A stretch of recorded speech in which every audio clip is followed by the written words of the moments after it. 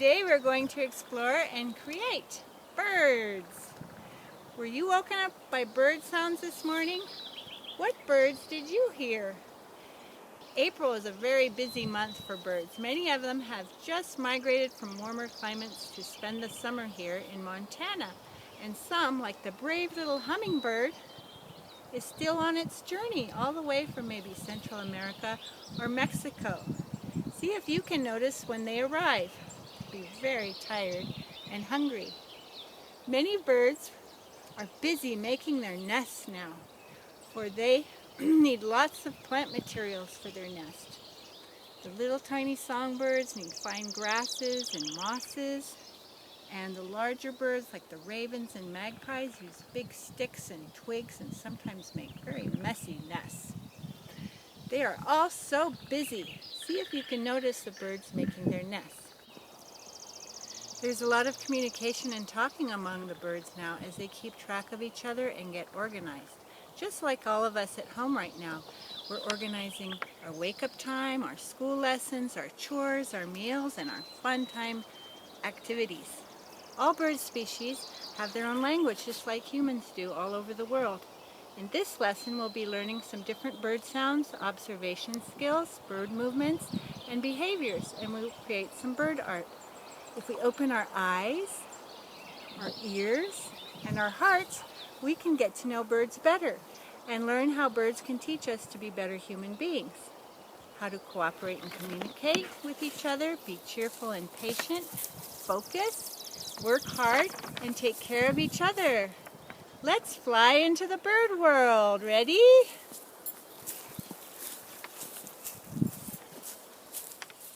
I have learned that the best ways to learn about birds is to observe, imitate with movements, get to know how they move, and communicate, learn some of their bird sounds so you can communicate. We have 2 legs and so do birds, but they have lots of feathers, so we have to put a bunch of feathers. Like swans, they have 20,000 feathers. We have to put a wishbone in our body. Birds are the only animals with wishbones. Put eyes in the front of our head, kind of like us, where we see really good and everything's in focus, but some birds have eyes on the side of their head, so what they see is out of focus. They have to turn their heads a lot. We have to have strong shoulder blades for our wings, so we can really move them. You can practice this moving your whole arm from your shoulder blades so we can soar like a hawk or an eagle and glide and let the air lift us up in the currents. Or we could fly like a robin that has a certain pattern. A 1, 2, 3 glide, 1, 2, 3 glide. You could practice this or watch other birds' flight patterns.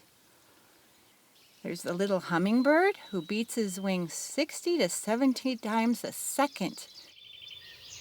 Some larger birds, like humans, walk 1 foot, other foot, but smaller songbirds hop, feet together. Ducks, they waddle side to side, quack, quack, quack, quack. Game birds, like the grouse, strut. Try this. Point 1 foot way out, lean back, neck forward, walk, walk, walk, walk, walk, walk, walk, walk. The heron is very good at fishing, for he's patient and swift.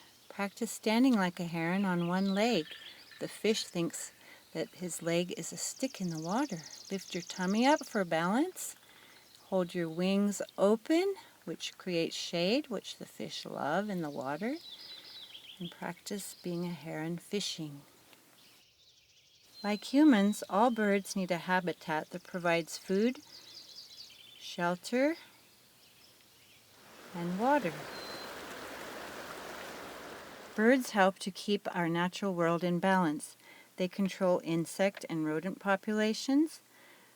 Scavenger birds tidy up, and some pollinate flowers and disperse seeds. Through observation, communication, and stories, much can be learned from birds. In the traditional cultures of native tribes, birds were often thought of as messengers, guides, helpers, and teachers. For many native tribes, the new year begins in the early spring when life awakens after a long winter. One of the first signs of spring is the migration of ducks and geese from their wintering ground. The Blackfeet and Salish call March the month of the geese. Watch geese closely and you will learn how they take care of each other. How do you care for others? In Cheyenne and Crow stories, it was the brave duck who long ago dove into water and brought up mud, which made the first land formations. Owls are good hunters. They can see well at night and are silent flyers with their broad wings and soft feathers. Many native peoples believe owls protects them at night while they're sleeping, bring good dreams, and are messengers. Long ago, the pileated woodpecker taught the Sioux Indians how to make the first flutes, and to this day many are carved in their likeness. The meadowlark is the state bird of Montana and has a beautiful voice. The meadowlark reminds us to be cheerful and not scolding or fussy. Long ago, the bright blue and raucous stellar jay taught the Salish and Kootenai tribes how to hunt, cure illnesses, and even make the first teepee. The chickadee is believed to have a good mind and thoughts. Chief Plentycoo, a Crow leader, learned from the chickadee that education is important for the Indian people and their future. Are you doing your lessons? Let's draw birds in the spring and a great blue heron. For our first lesson, birds in the spring, you'll need a pen or pencil or something to draw with, and a paper that you put vertical the tall way.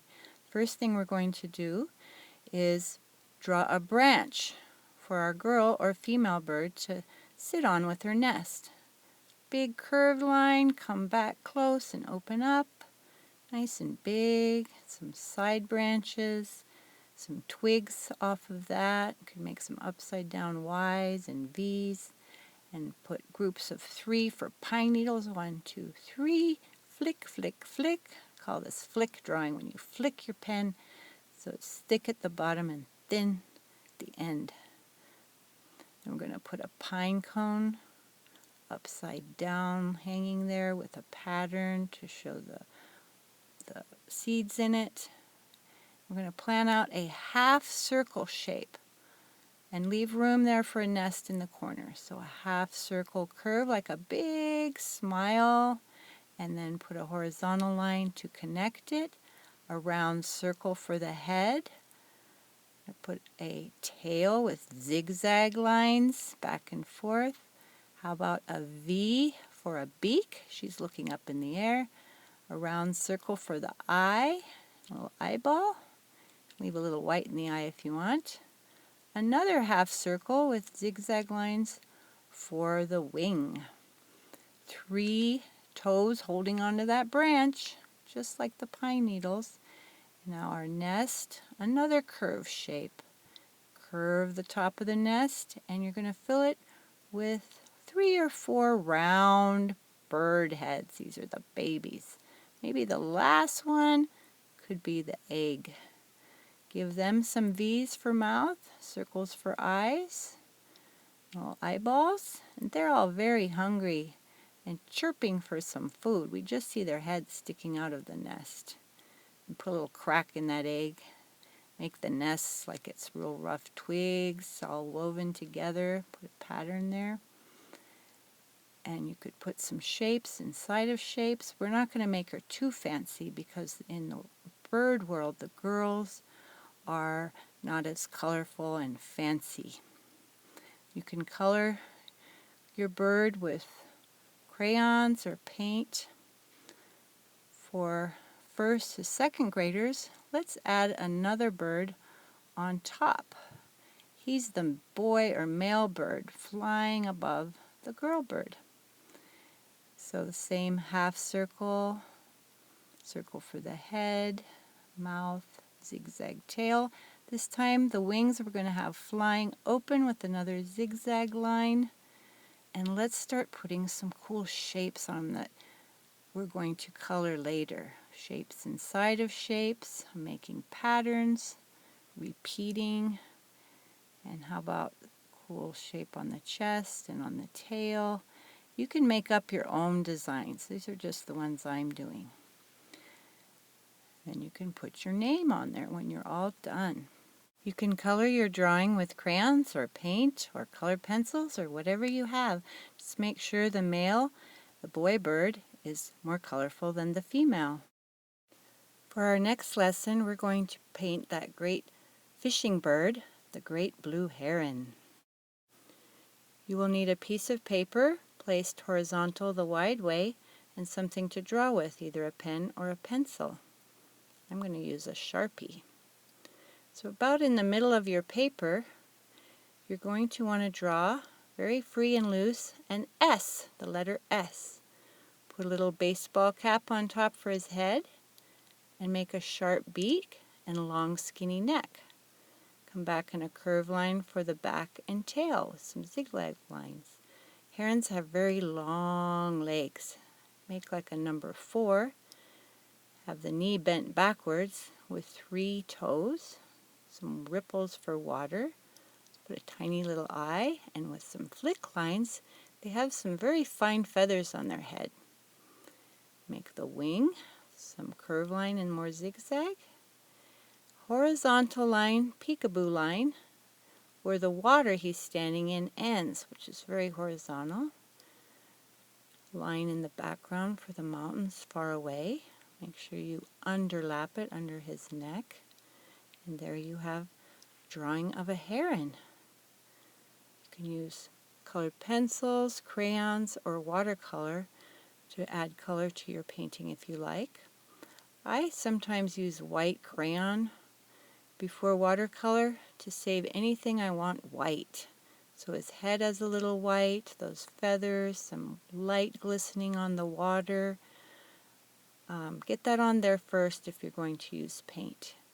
And here's what your finished drawing could look like. I put shadows in the mountains, purple in the background, and some cattails in the water, and a little bit of sunset.